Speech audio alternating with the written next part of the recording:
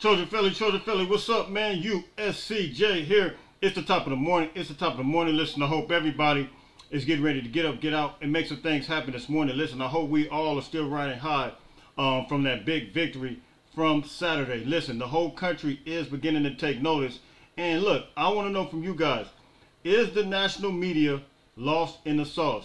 When you're talking about USC and some of these other schools that are have really made improvements in how they're moving and grooving on the college landscape. When you look at the college top 25, when you look at the AP poll, does it reflect the actual play on the field? You guys already know. I told you. I did an instant reaction to USC's football game that they played against Stanford, and how impactful they were, how explosive they were, how dynamic they were, and I gave you guys some information stats-wise and as it relates to Caleb and all of that. But does the national media recognize that? Do they see it the same way? I happened to watch another podcast, which was a Ohio State podcast, and coincidentally, me and this guy's been in talk. He's actually, and I got to get back a hold of him because he agreed to come on here. He's from Locked On USC, but he was just talking about Ohio State's performance, and he made reference to the offense that they scored against Youngstown State over the weekend. And he was saying some things that we kind of been echoing on here, as far as Ohio State looks somewhat of a little bit different as far as it relates to their play. And he was expressing different concerns, and he said that USC went out there and scored 56 points. He named a couple of teams that had explosive offense, and he just kind of put it out there. So my thing is this, and I think I heard him say that he doesn't have Ohio State in the top 5, which was like, wow. I was thinking, hearing that come from another podcaster, in my opinion, that was kind of amazing. He was keeping it real. So my thing is this, when you look at ESPN and the national media and these different sites, when they're doing these rankings, because you got the ESPN, it's the ESPN FPI. The ESPN FPI is essentially lost in the sauce. It came out yesterday before the AP poll. We're getting ready to take a look at the AP poll, and then I want to show you the top 25, how many teams are in the top 25 that are in the Pac-12, which conference stacks up to have the most teams. But when you look at this ESPN FPI poll, they have Alabama at number 1. Now, how do you have a team that's number 1 that lost by 10 points against Texas on their own field? That makes absolutely no sense. But it just goes to show you their system is really rigged to really gear toward them and to really have them to win, and really have them to move and groove in a direction that's just absolutely unacceptable. Because you have to play the games on the field, you have to have the production, and I told you guys plenty of times, and we're gonna look at some of the stats. I got some stats here that we could take a look at as well. Where does USC fall in line as far as the defensive stats, offensive points allowed, all that? All those things are here, and I can truly say this. I can say this. If on the outside looking in before the season, would you say that USC has exceeded expectations? Would you say that USC has met expectations, or what would you say? I think that we have met expectations and we've exceeded expectations. Exceeded expectations from the standpoint of when you looked at what happened with the defensive front. You guys already know. I told you guys prior to the season starting, I said the first 6 games will give us the time to really put pieces into play and really move around some guys and really get the right pieces. Now, last game was the first game. You guys know we rotated out 72 players, and so we kind of knew that there was some mixing and matching going on. But then to see what happened in that first half, to see really USC just put these guys in the first half and really see how they just gelled together, how they came together as a unit. You've seen that. I think that's really exceeding. I knew it was going to happen, but it is exceeding expectations from, I know, a lot of people, to see those guys get to just be so powerful, to be so effective on that defensive front. You're going to say, oh, it's Stanford, but no. These guys are getting penetration, they're getting rushed. These are D1 players. These are not, it's not like they're playing like the guy was making reference to, the FCS school, Youngstown State. They weren't playing a Youngstown State. They were playing a Power 5. They were playing Stanford. This wasn't no popcorn, patty cake, just team. They can play football. They did beat Hawaii. So, and we'll see throughout the season how they will progress. But I think what USC did and what they're showing right now, I think it's a phenomenal thing, and it's going to be straight up go time, man. I want you guys to take a look at this AP top 25. Take a look at this list, man. You guys tell me if you agree with it. And then we want to take a look at some different categories within that list, man. So let's take a look at this information real quick. Let's go. All right, so here is the AP poll after week 3. And you see it here. You got Georgia 1, no problem. Like I said, as I stated before, you got to knock out the number 1 team, the team that won it the year prior to. You have to knock them out in order for them not to be ranked number 1. Even though they have their schedule is kind of suspect, I'm agreeing with that. Georgia's going to be number 1. But number 2, Michigan, I agree with that. Florida State, you guys already know I was extremely high on them coming into the season. You guys already know I picked them to win the ACC. I picked them to win to beat LSU. They're on schedule, which I projected them to be. Now, I didn't have them necessarily projected to be ahead of USC, but because they did beat a ranked team, I'm good with that. Number 4, though, I have a problem with this. Kind of have a problem with this because USC was right there, man. USC was right there, and they essentially hopped us. Texas did, and you know, yes, they beat Alabama, but I've always felt like Alabama was extremely overrated, and I just wasn't feeling them. It might seem like a contradiction with the Florida State thing, but I just don't think. I think Florida State, in my opinion, is a better team than Texas. But here's the thing: if you have an eye test, if you got an eye test, and you look at all these teams right now, you cannot tell me that USC is not a better looking team than Texas, even Florida State. But I'm good with that. It's number 5. If that's where they want to put us, so be it. However, you got Ohio State number 6. I mean, when's the last time we see Ohio State at number 6? Most of the time we see these guys put them way up, because, I mean, that's Ohio State. Those are the teams that always get the benefit of the doubt. Then you see Penn State number 7, Washington number 8, Notre Dame 9, Alabama 10. Why are they in the, answer this question, why are they in the top 10 right now? That makes no sense. You can't lose by 10 points and be in the top 10. You got Tennessee number 11.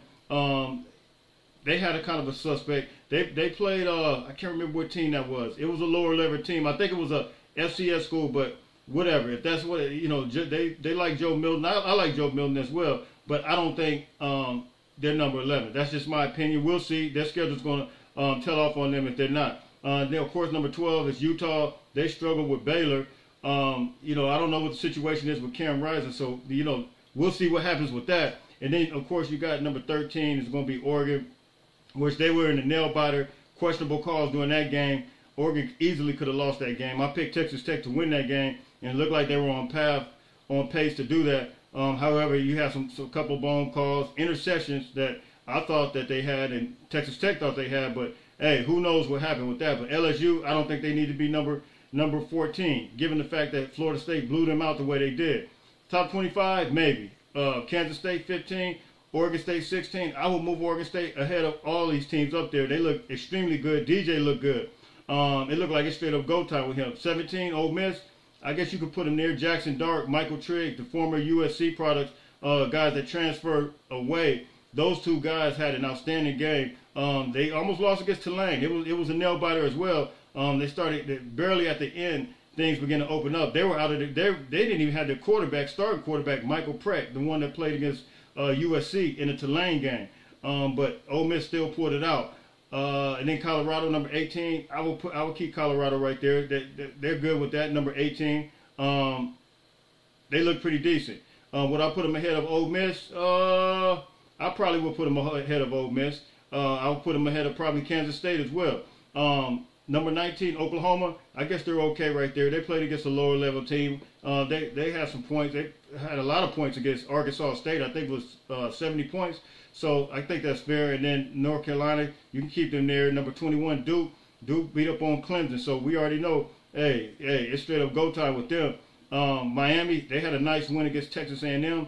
Washington State, 23. They just beat Wisconsin. So, hey, you could probably move them up as well. UCLA, they're looking decent with their quarterback, Deontay Moore, and then Iowa. So that is the top 25. Now, let's look at it real quick by conference. Who has the most? All right, this just gives you a different look right here. This is by conference, and you see here the AP Top 25 by conference. Lo and behold, the conference that couldn't get a media rights deal done. It's the Pac-12 leading everybody. How in the world does that happen? A conference this good, a conference this stacked, have this many teams, which is a total of 8, lead all of college football right now with the most teams in the AP Top 25. See it here: USC, Washington, Utah, Oregon, Oregon State, Colorado, Washington State, UCLA, and you see the SEC is second. The SEC is lost in the sauce, and they are arguably one of the worst conferences right now,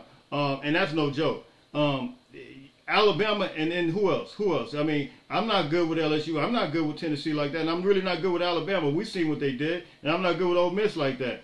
All those teams are so-so. I can argue that Florida State, the ACC, North Carolina,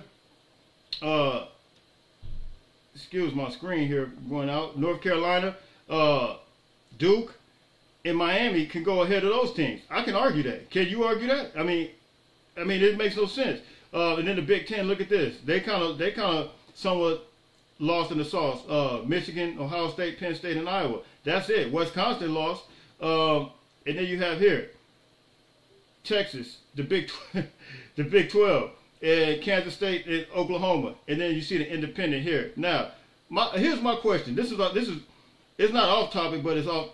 But here's the question. The Big Ten. How do you think they feel right now, knowing that they got Washington, Oregon, Washington, Oregon, USC, and coming into the conference? How do you think they feel? And UCLA, you got these teams in the top 25. You're going to instantly it'll rotate out. Look, we'll instantly have 8 teams as well if it was this year. But when you look at the balance of power and when you look at how strong USC is right now, how do you think that makes these teams? And even you look at teams like Washington, Oregon. The momentum. It only takes 1 year to really create a bunch of momentum.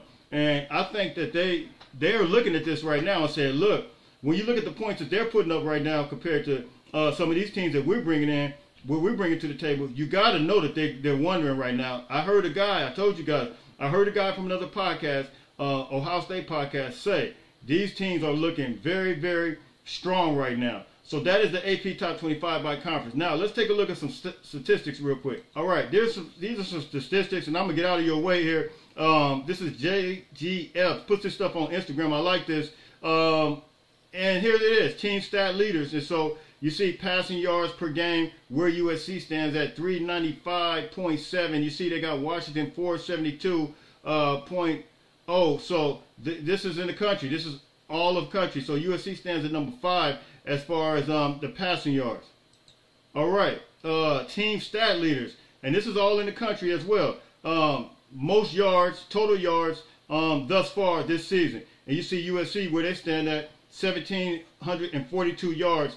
Look, it's straight up go time. We putting up some points, we putting up some yards, and look, Caleb hadn't even played like all 4 quarters of the year. So you got to feel very comfortable and confident with that. All right, here's the defensive stat. This might make you feel good, but team stat leaders for sacks, total sacks. USC right now currently has 8 total sacks right now on the season. You see they have Nebraska, Tennessee, Michigan State, Marshall, Arkansas, North Carolina, and then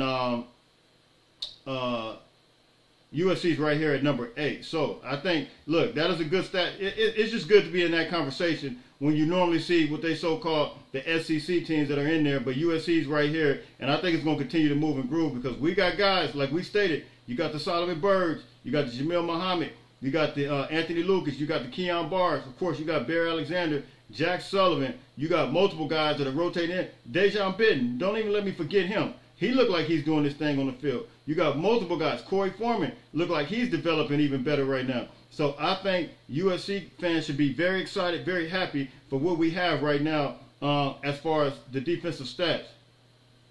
And then here's another one right here I want to give you. Stats, points per game. Where does USC stand at? And you see here we're second. But Oregon, of course, they played Portland State, which was a Division I AA school. USC's played all Division I schools. Of course, San Jose State, Nevada. Those are Mountain West schools, and then Stanford, Pac-12 schools. So 59.5, but USC just comes right at 59.3. They're right there. I mean, essentially right there as far as the points. And this is without Caleb.